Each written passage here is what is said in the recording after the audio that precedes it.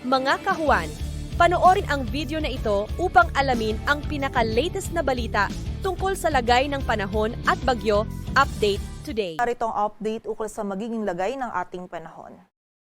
Wala na tayong minomonitor na bagyo or low pressure area sa loob at labas ng ating area of responsibility, ngunit makakaranas pa rin ng mga pagulan ng buong bahagi ng Mindanao at Eastern Visayas. Dulot po ito ng Intertropical Convergence Zone or ITCZ. Samantala, hindi rin nakakaapekto yung southwest monsoon o habagat sa anumang bahagi ng ating bansa at easterlies po yung umiiral dito sa malaking bahagi ng Luzon, maging sa ilang areas pa ng Visayas. And magdudulot din po itong easterlies ngayong araw ng maulap na kalangitan at mataas na tsansa ng mga pag-ulan dito sa bahagi ng extreme northern Luzon.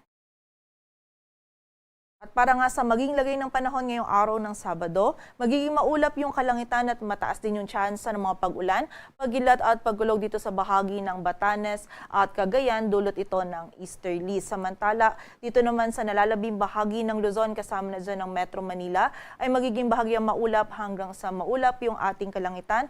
May kainitan po yung panahon na ating mararanasan sa tanghali, ngunit pagsapit ng hapon at gabi ay tumataas po yung tsansa ng mga biglaang pag-ulan, pagkilat at pagkulog na dulot ng easterlies. Kaya pag tayo ilalabas, wag pa rin po natin kalilimutan yung pananggalang natin dito sa mga pag-ulan na ito.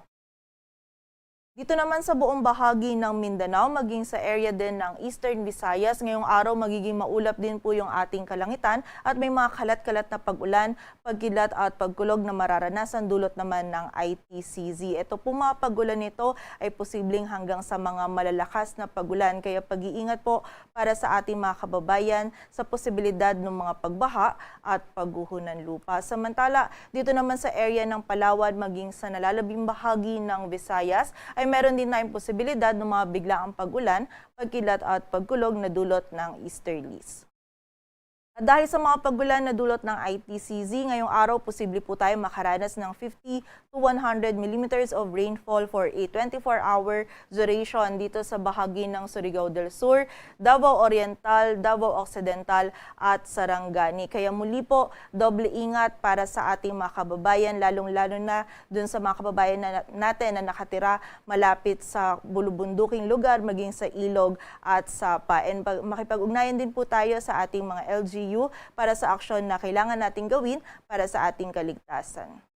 Para naman sa lagay ng dagat baybayin ng ating bansa, wala po tayong nakataas na gale warning, ngunit iba yung pag-iingat pa rin sa mga kababayan natin na maglalayag dito sa extreme northern Luzon sapagkat magiging katamtaman hanggang sa maalon pa rin po yung lagay ng ating karagatan.